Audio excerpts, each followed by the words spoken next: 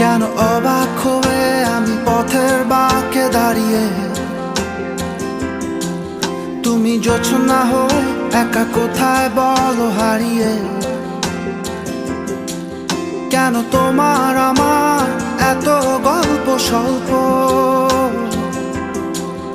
আজ হঠাৎ করে কেন হলো সবই অল্প। দেখো দূরের আকাশ একা কাঁদছে তোমায় ভেবে, আর মেঘের মাঝে সব ভাবনাগুলো ডুবে। কেন তোমার চোখে আমার স্মৃতি উড়ে,